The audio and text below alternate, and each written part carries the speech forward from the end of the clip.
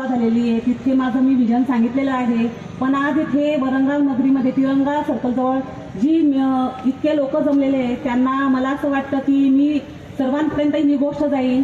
म्हणूनच सांगते की माझं विजन असं आहे की वरंगाव नगरीमध्ये काही आता जे मुलीवर अत्याचार झाले 3.5 वर्षाच्या, असं आमच्या गावात घडू नये म्हणून मला चौकात रक्षाताईंच्या दादांच्या माध्यमातून निधी आणून इथं चौकात सीसीटीव्ही कॅमेरे बसवायचे की जेणेकरून रात्री 1:30-2 वाजता काय 3 वाजता ही महिला सुरक्षित राहिली पाहिजे आणि एकटी तिला घराच्या बाहेर पडता आलं पाहिजे.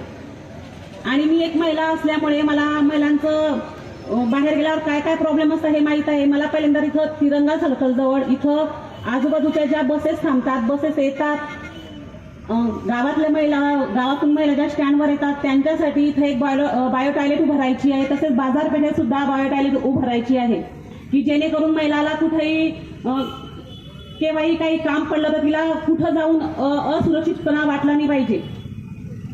त्याचप्रमाणे भारतीय जनता पार्टीने पहिल्यापासूनच महिलांवर कोणत्याही गोष्टीचा अन्याय केलेला नाहीये. जी पण काही योजना चालू झालेली आहे ती भारतीय जनता पार्टीच्या माध्यमातूनच चालू झाली आहे. ती लाडकी बहीण असो, बस सेवाची असो, कोणतीही जी निराधार योजना असो, कोणतीही जी योजना आहे ते भारतीय जनता पार्टीच्या माध्यमातूनच चालू झालेली आहे. वरंगावचा सर्वात महत्त्वाचा प्रश्न हा पाणी प्रश्न आहे.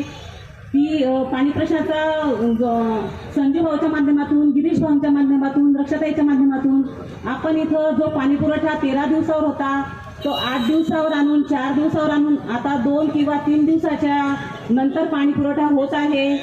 ज्या नवीन टाक्या इथं बांधलेल्या होत्या त्यांच्या माध्यमातून हे पाणी सोडलं जात आहे. त्यामुळे म्हणजे सर्वच हे भारतीय जनता पार्टीच्या माध्यमातूनच होत आहे.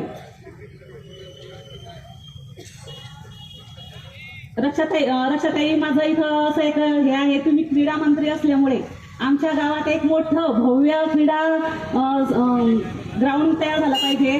आणि माझी अपेक्षा आहे की मला इथल्या जनतेचा आशीर्वाद मिळाल्यावर मी जेव्हा खुर्चीवर बसेल पहिला निर्णय मला हाच करायचा की इथं एक मोठं क्रीडांगण तुम्ही तयार करून द्यावं. आणि इथं MPSCच्या आणि UPSCच्या मुलांसाठी मला इथं